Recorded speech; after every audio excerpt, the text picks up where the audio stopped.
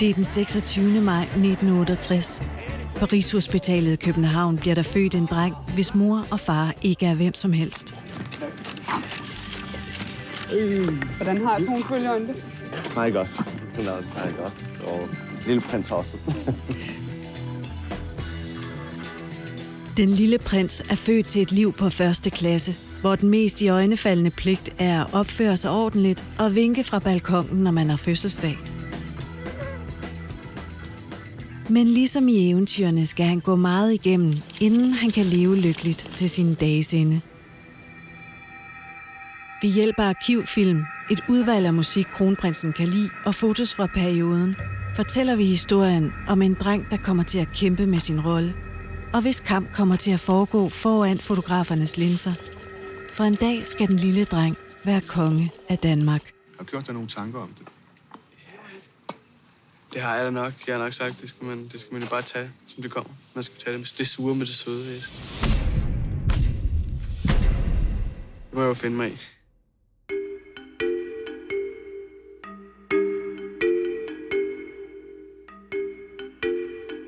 Goddag.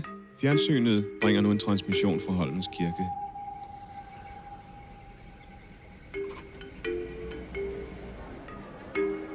Og her kommer så prins Henriks vogn med prinsesse Margrethe, den lille prins, som bliver båret af nøssen, og prins Henrik.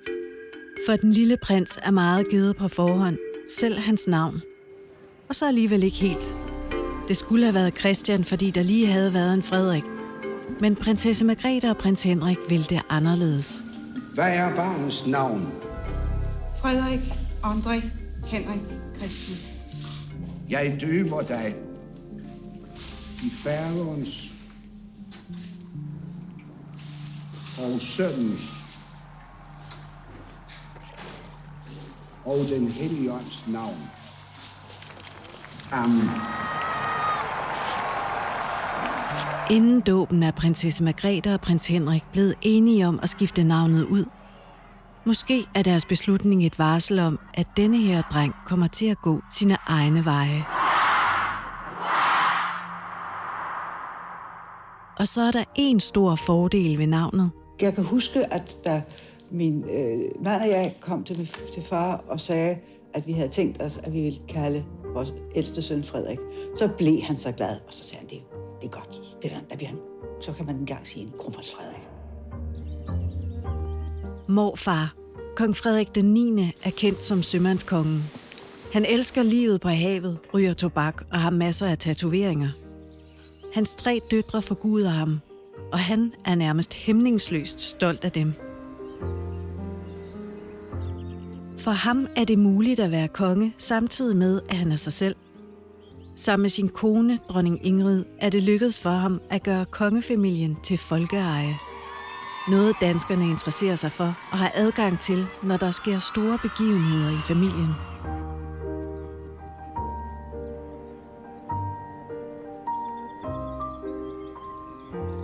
Og her i slutningen af 1960'erne er der en del af dem.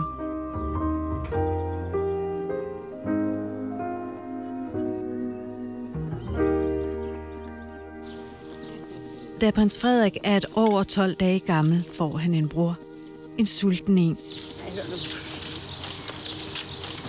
Og en, der vil følge ham i tykt og tyndt, selvom de 2 drenge er forskellige som nat og dag.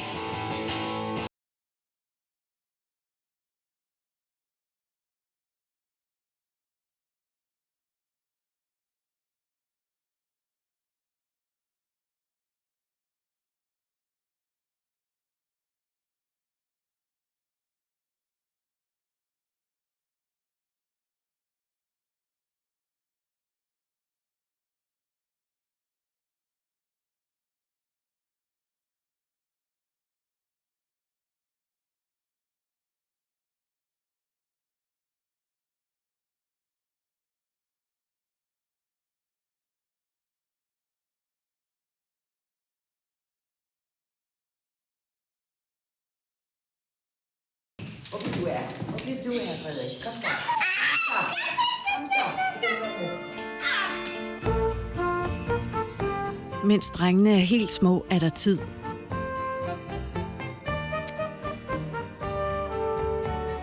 Det er far, der lægger de store linjer for opdragelsen, og mor, der fylder drengene med sin nysgerrighed over for livet. Der er solskin og grønne plæner, så langt øjet rækker, og masser af fætre og kusiner, der har ture til Frankrig og ture i vandet. Det er et privilegeret liv for en småbørnsfamilie. Men ikke langt ude i fremtiden lurer alvoren.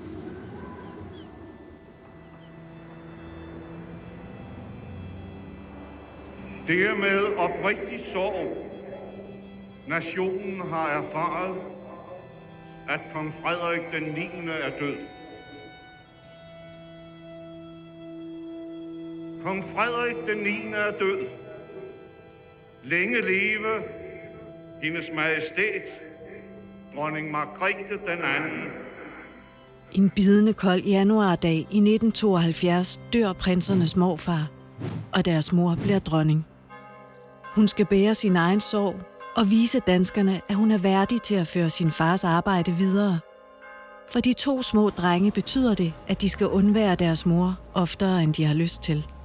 Det tror jeg savner lidt. Det var det der, at man ikke var så meget sammen med sine forældre.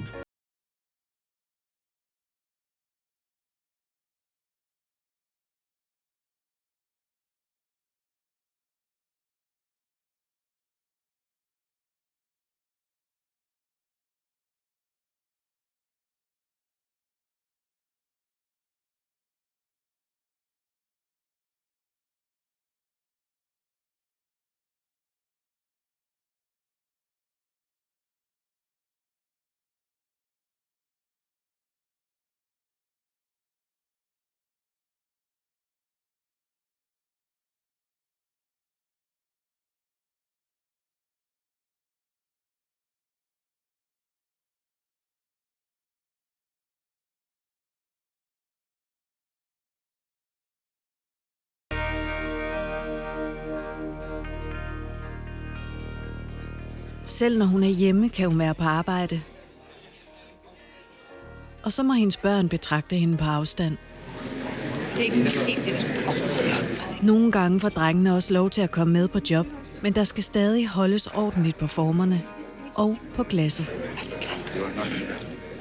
Er det overhovedet muligt at leve et nogenlunde almindeligt familieliv, når man er kongelig? Jo, det kan man godt sige, at det er mulighed for at have en familieliv. Ligesom andre familier i Danmark prøver vi at holde en tæt familieliv. Selvfølgelig mange gange er det svært, fordi vi mangler tid. Familien har ansat barneplejersken Else Petersen til at passe de 2 små drenge. Og Else Petersen bliver en slags ekstra forælder.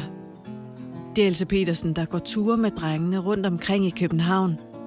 Det er hende, der spiser aftensmad med dem. Og det er det hele taget hende, der udfylder det tomrum, der opstår, når ens forældre ikke kan være hos en hele tiden. I praksis er det Else Petersen og prins Henrik, der står for prinsernes opdragelse. Og det er ikke blød demokratisk rundkredspædagogik, der føres på Amalienborg. Jeg læste engang i et interview, at de var en 4-5 år, før de egentlig spiste sammen med deres forældre første gang. Det gjorde et stort indtryk på mig. Er det rigtigt? Jamen, det er også rigtigt. Det gjorde et stort indtryk på mange i Danmark. Ja. Men altså, igen, når man ikke ved andet, så er det jo ikke, fordi så begynder man jo ikke at stille sig til modværge som 4 år.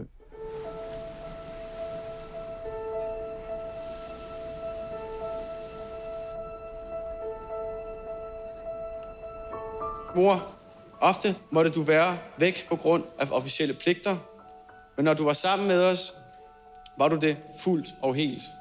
Der er en bestemt ting, som drengene kan se frem til, når deres mor er hjemme. Det var med nød og næppe den stærkest lille dværg fik gemt sig. Du læste Tolkien, tegnede historien for os og gav os et nyt og spændende univers. Hun læser højt hver aften, hvis hun kan. Så det er bare de 3. Den kloge, fine mor, de 2 små drenge og historierne om mumitrollene hos Andersens eventyr, eller bogen Farligt tomandsfærd om en rejse ud i det magiske Grønland. Vi lærte meget om tolerance, og at horisonten ikke ligger bag Københavns volde.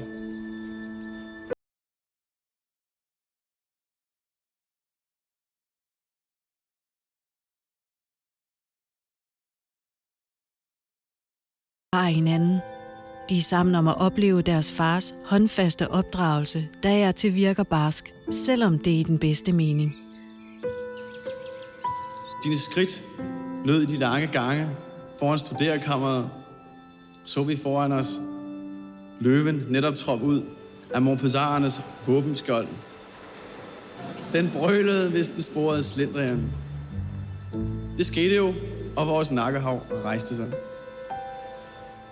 Men de er ikke ens. Prins Joachim virker robust og imødekommende, hvor kronprins Frederik er et helt andet gemyt.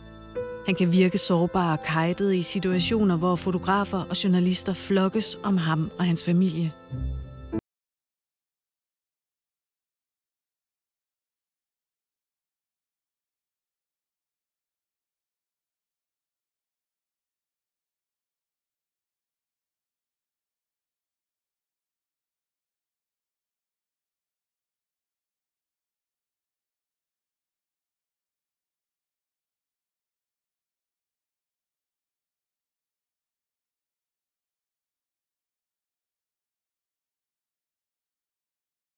For nogen beslutning vedrørende hver kongelige højheder i prins Frederiks og prins Joachims skolegang og eventuelle videre uddannelser. Vi har tænkt os, og vi føler, at det ville være værdifuldt for mine børn, for vores børn, at de ville få en uddannelse, der mindede om min i den grad, som det vil passe for deres personlighed, som den vil vise sig i årenes løb. Det kan man jo ikke sådan foreløbigt lægge på efter en lineal, når de børn er så små. Det synes jeg i hvert fald ikke, man bør gøre. I 1974 bliver kronprins Frederik 6 år gammel. Kronprins Frederik begynder i skole sammen med sin bror. I begyndelsen foregår det på Amalienborg med en snæver skare særligt udvalgte børn. Men i august 1976 har de første skoledag i Krabs skole. Skolen er privat og har ry for at være en skole for de rige, men for kronprins Frederik er det første gang, han skal snuse til et liv, der på nogen måde minder om andre børns. Han går til fodbold og ser ud til at nyde alt det fysiske. Der skal sættes tid af til sport. Ja, det synes jeg næsten. Det var altid.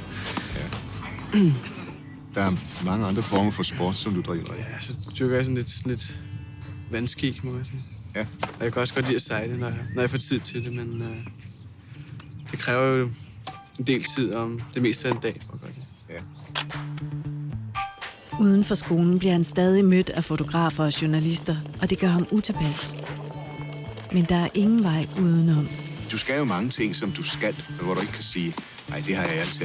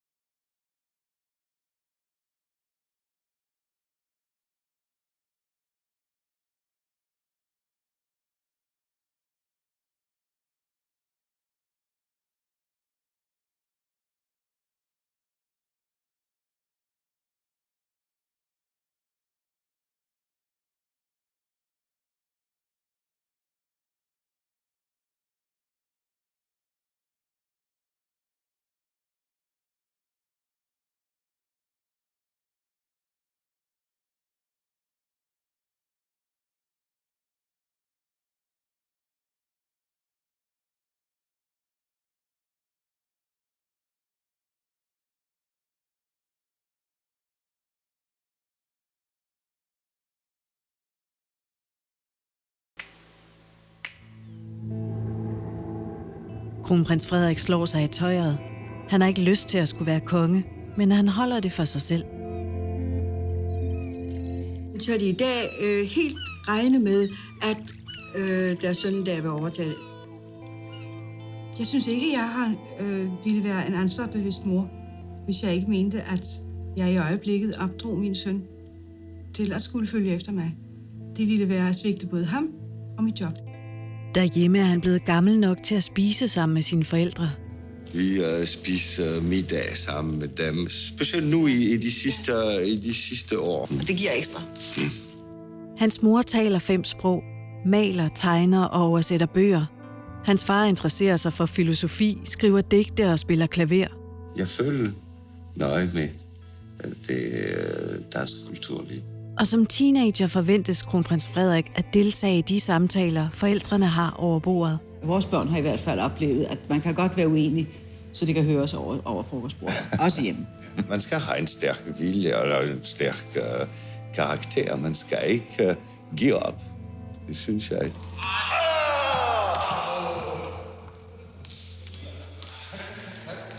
Men det er svært for ham, for hans interesser ligger et andet sted.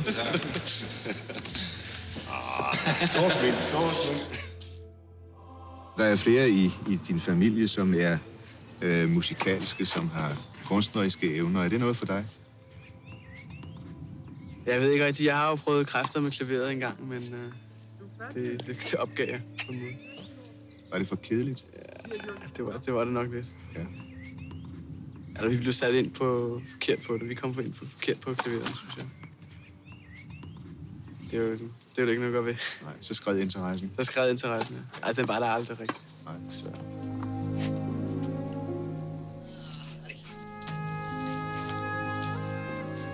Kronprins Frederik skal være en del af sine forældres verden, men han føler ikke altid, at de forstår, hvem han er. Mormor derimod, hun forstår. Vi har det dejligt sammen. Jeg synes, jeg har nogle børnebørn. Mormor, dronning Ingrid, er levende interesseret i at deltage i sine børnebørns liv med alt, hvad det indebærer. Det er jo en dejlig ting at have.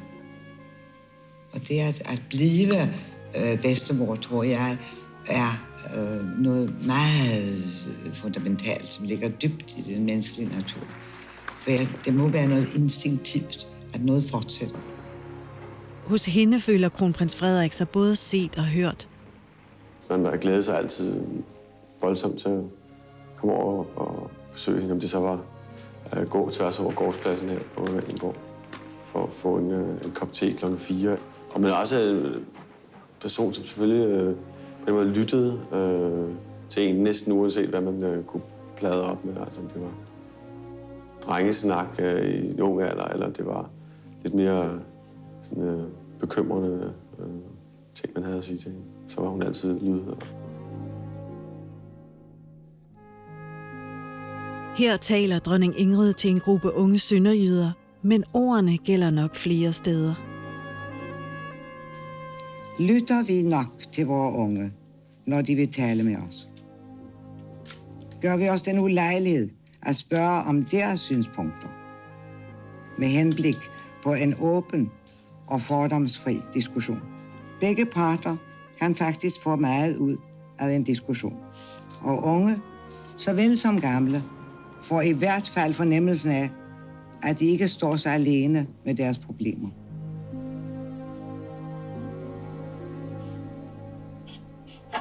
Det er ikke kun hos mormor, han har helle. Det har han også i musikken.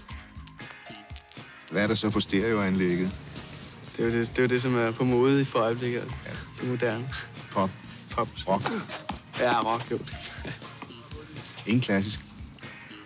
Ja, nej, det kan man ikke. Nej, ikke rigtigt. Jeg kan godt lide at høre klassisk en gang, men jeg bruger ikke fritid. De følelser, han har, kan han spejle blandt andet i David Bowies sange. Her finder han et rum, hvor han kan trække vejret. Et rum, som han altid vil bære med sig.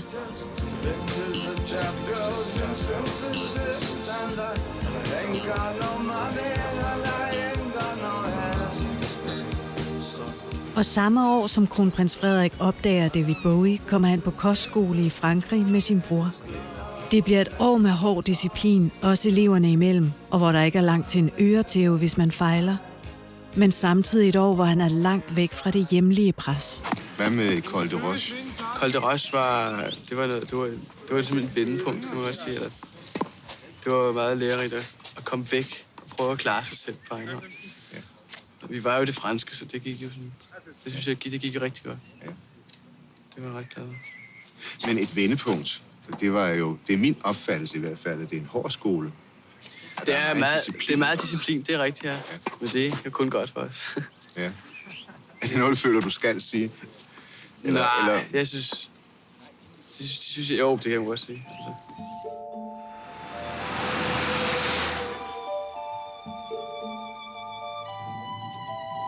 Og da kronprins Frederik og prins Joachim kommer hjem, begynder de i 1. G på Øregård Gymnasium.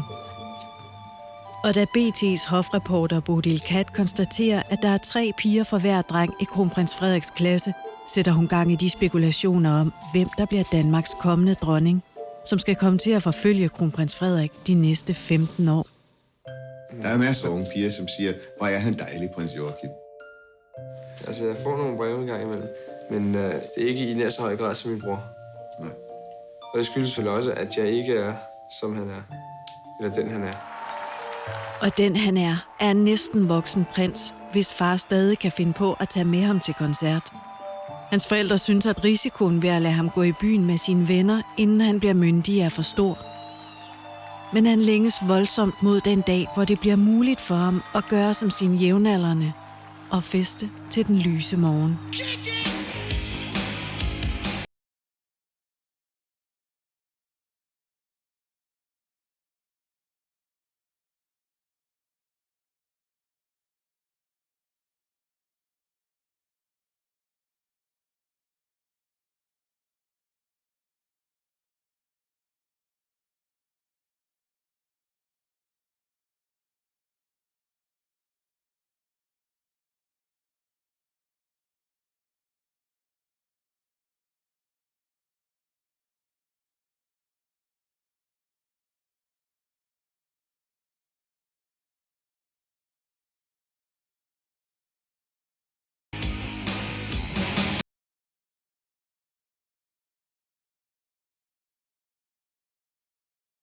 Og endelig bliver kronprins Frederik 18 år.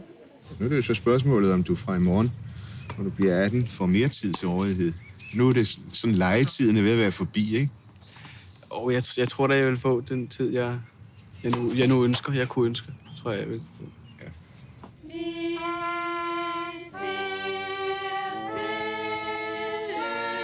Det er nok de færreste 18-årige, der vil glæde sig til en dag, som den kronprins Frederik står igennem på sin fødselsdag.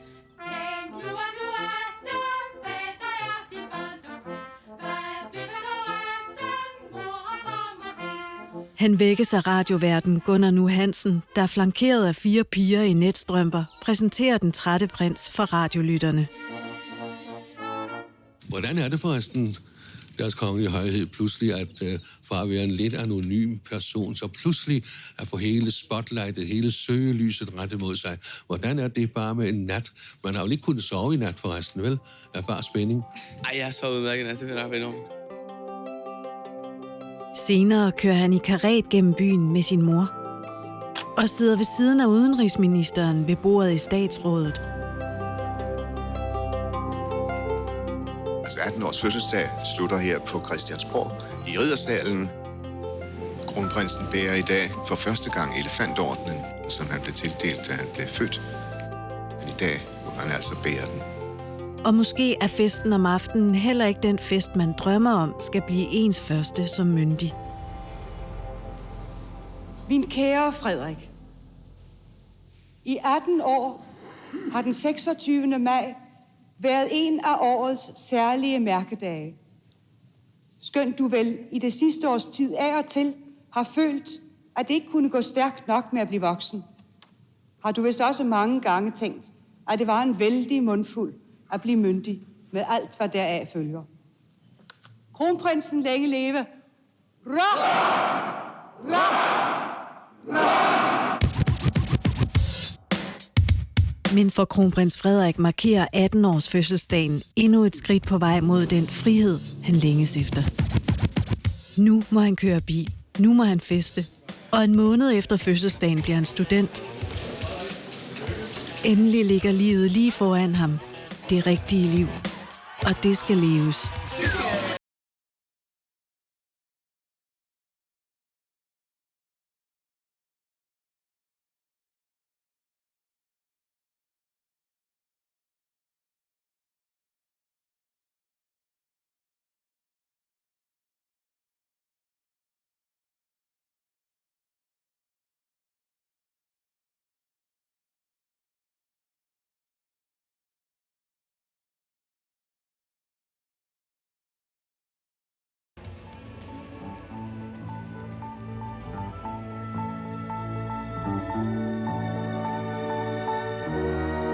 På søndag sender Danmark endnu en Haslund Christensen-ekspedition til Mongoliet og Kina, og en af deltagerne er kronprins Frederik. I slutningen af juni måned tager kronprins Frederik med på en ekspedition til Mongoliet. Han har talt det igennem med sin mormor, og de er enige om, at det er en god idé. Det var sådan set mig selv, der vi kender Søren Haslund Christensen. Det er mine forældre også. Da jeg hørte, at han skulle ud på ekspeditionen, synes jeg skulle gribe chancen.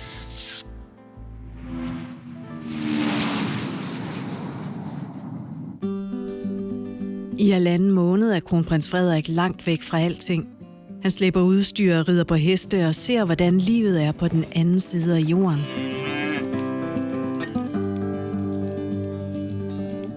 Der er ingen kære mor i ydre Mongoliet, og det passer ham godt.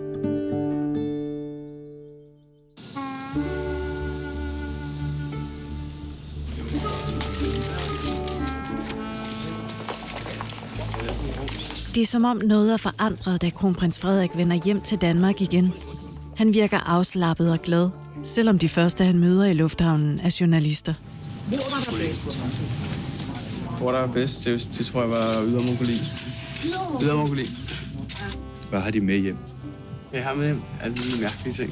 Jeg har købt virkelig meget ud. Som for eksempel? Ja. Jeg fik købt en lille Buddha.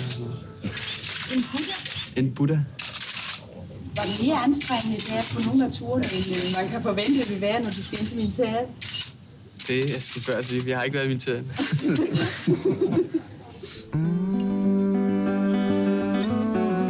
For kronprinsen har truffet en beslutning om sit liv.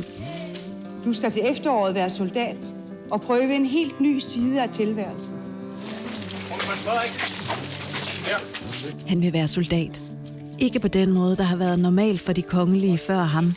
Den, hvor man sådan snuser lidt til det, men rigtigt.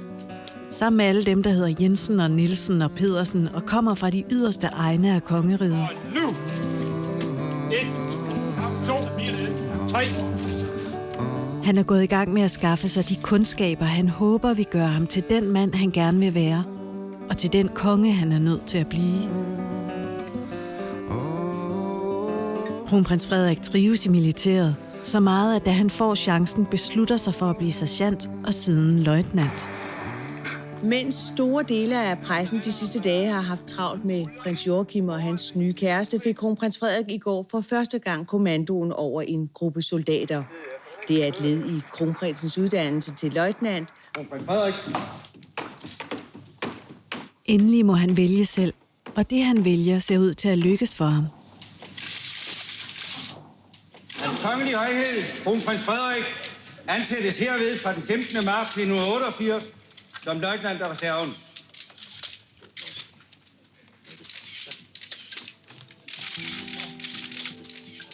Men selvom han er i militæret, dukker det af og til op. Det der officielle, han skal.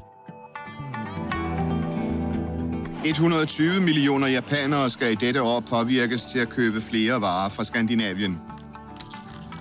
Kronprins Frederik er taget til Japan for at repræsentere Danmark. For første gang er det ham og ikke hans mor, der er hovedperson i sådan et arrangement.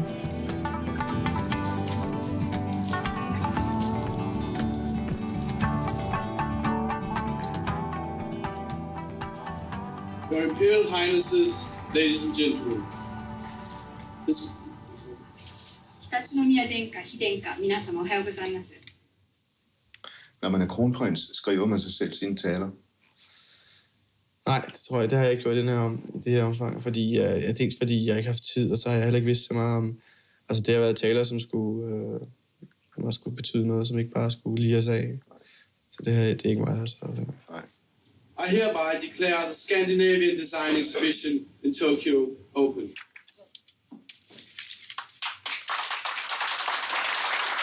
Der er lagt et stramt og for en ung mand måske ikke videre ophidsende program. Kronprinsen besøgte blandt andet SAS,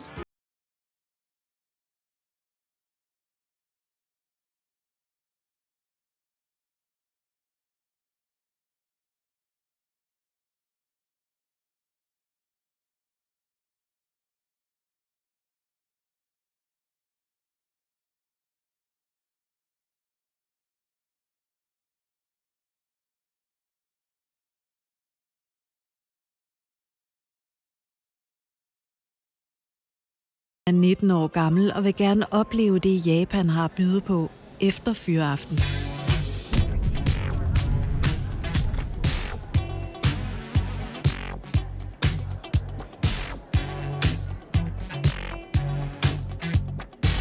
Pressen noterer sig, at kronprinsen virker uinteresseret og træt i løbet af dagen. Han besøger Hiroshima og bruger kun få sekunder på at mindes de mange ofre for atombomben i 1945. Og da han efterfølgende bliver spurgt til sine følelser omkring besøget, svarer han sådan her. Kronprins Frederik, vi kommer lige fra Hiroshima. Hvad siger Hiroshima en ung mand? Ja, for mig så er krigens rædsler, de er væk. Som ny generation, så kan man ikke tage hensyn til, hvad der skete i fortiden. Der er det nutiden, det nutidige indtryk, der sætter sit præg på mig. Så ærlig bør man nok ikke være, når man er kronprins. Efter besøget i Japan er det indtrykket af en dårligt forberedt kronprins, blottet for situationsfornemmelse, der står tilbage.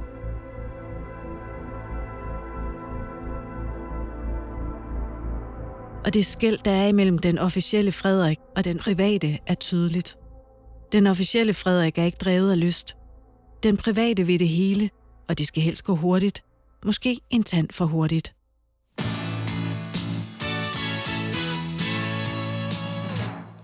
God aften. TV-avisen onsdag den 24. august. Kronprins Frederik og prins Joachim har i går eftermiddags været involveret i et trafikuheld i Frankrig. I dag havde dronningen, prins Henrik og de to prinser indkaldt til et intermistisk pressemøde på terrassen til slottet Kæ. Her er prinsernes egen version. Vognen rammer et træ, så et til. Den triller rundt på taget og rutscher baglæns ud mod floden Lot, der ligger lige neden for den modsatte kørebane. Kronprinsen var uden skyld i ulykken, men alligevel er den med til at tegne et billede af en ung mand, der ikke tager sit ansvar alvorligt. Og den historie bliver kun værre. I en lang periode er det en udbredt opfattelse af kronprins Frederik, at han ikke rigtig dur. Og at hurtige biler og smukke kvinder fylder mere i hans liv, end de pligter, han har.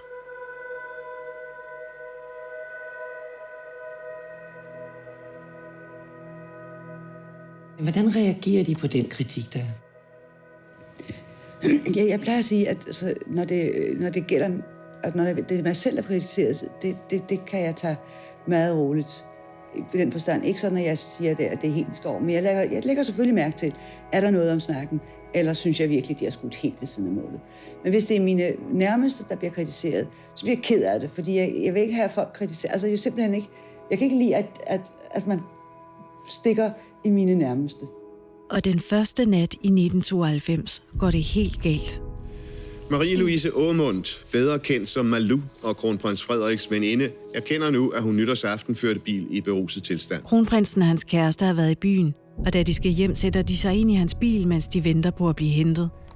De har drukket, og kronprinsen rækker bilnøglen til sin kæreste, angiveligt så de kan tænde for varmen.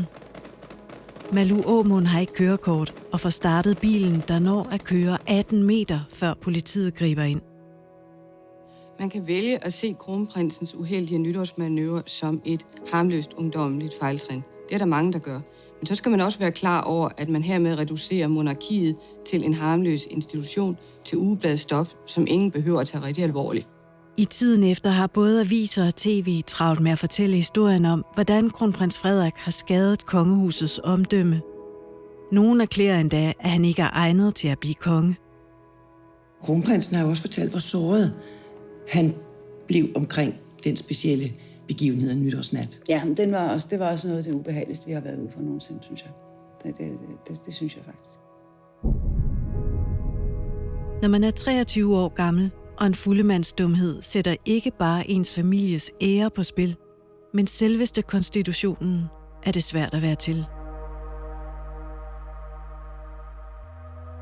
Velkommen til Institut for Statskundskab. Kronprins Frederik er flyttet til Aarhus for at læse statskundskab på universitetet. Er det en uddannelse, der er nødvendig for at være tronfølger? Ja, det tror jeg nok. Og da han vender tilbage efter nytåret i København, er han hårdt mærket af den massive kritik i medierne. Han har fået en mentor, Erik Albæk, som beslutter sig for at prøve at hjælpe kronprins Frederik gennem krisen. Erik Albæk løber maratonløb, og han spørger kronprinsen, om de skal løbe sammen. For hvis han gennemfører et maratonløb, vil det måske og kun måske vise danskerne, at deres kronprins er i stand til at præstere, når det gælder. Hvis det derimod ikke lykkes, vil det blive endnu et bevis på, at kronprins Frederik er lige præcis den umulius mange regner ham for.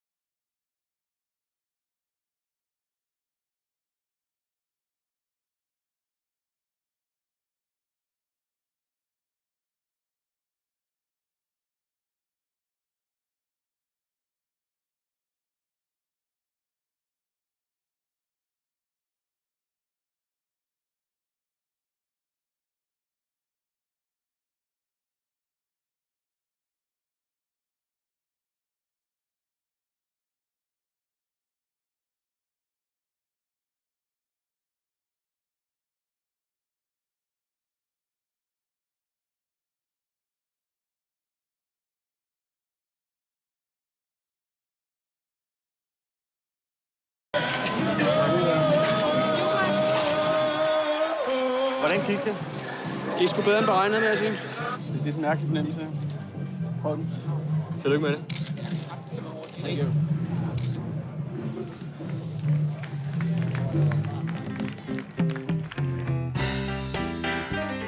Et par uger senere fejrer dronningen og prins Henriks sølvbryllup, og kronprinsen er ikke færdig med at vise verden sit mod og sit mands hjerte.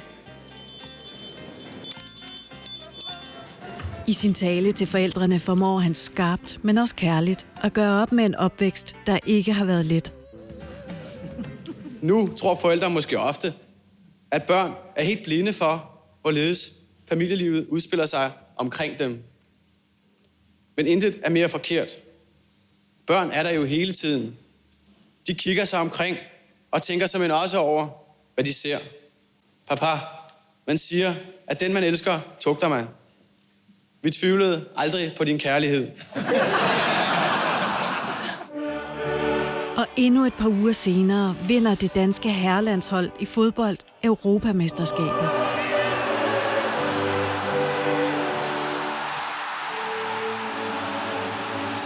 Og da kronprinsen står der på publikumspladserne sammen med alle os andre og løftes op på den bølge af jubel, som hele nationen rider på, kan vi lide ham.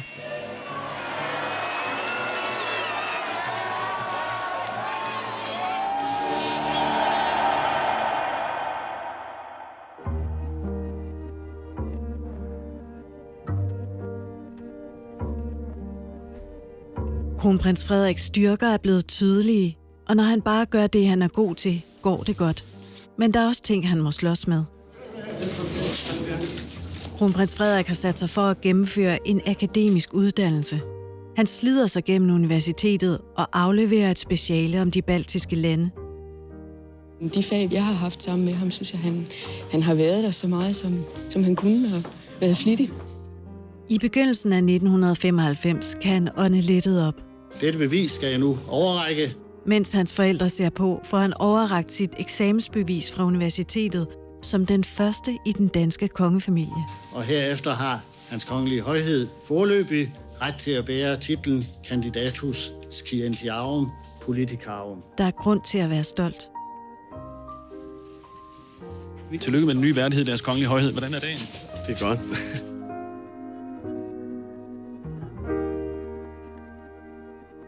Men han stopper ikke der. Godmorgen. Klokken er 5:15. 5:30 i kamperne for ude foran bygningen. Han har søgt optagelse på en af forsvarets hårdeste uddannelser. Han vil være frømand. Vi vil se vilje. Er vi klar? Og vedholdenhed. 1 minut fra nu. Engagement. Ja, kom nu! Og initiativ. 21, giv de op! Nej! Han har alt at tabe, for chancen for at gennemføre er forsvindende lille. Folk omkring ham forsøger at tale ham fra det, men det lykkes ikke.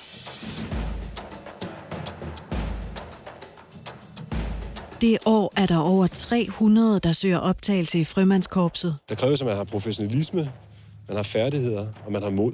Og specielt, at man kan vise vilje. Hvis ikke man har vilje, kommer man ikke igennem det her.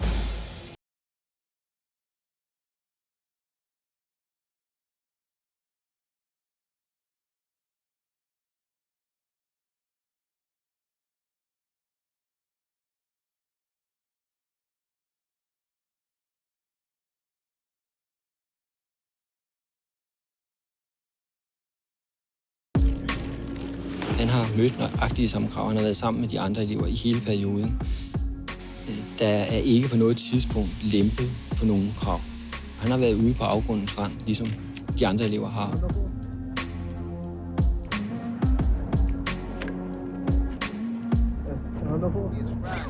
Kronprins Frederik har ved at følge sit hjerte ledt sig selv og den institution, han er en del af, gennem stormvejret. Nu er han klar til at tage hul på alt, hvad fremtiden vil bringe.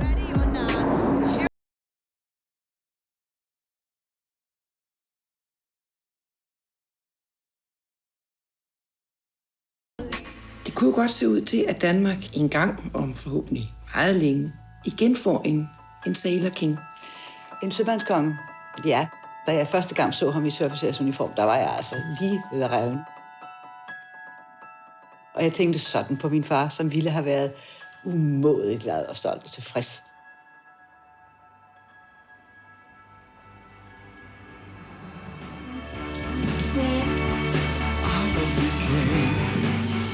Mary is, as you all have seen her and witnessed her, she is the person who's sitting next to me, and it's hard to put words on something which is this lovely and this.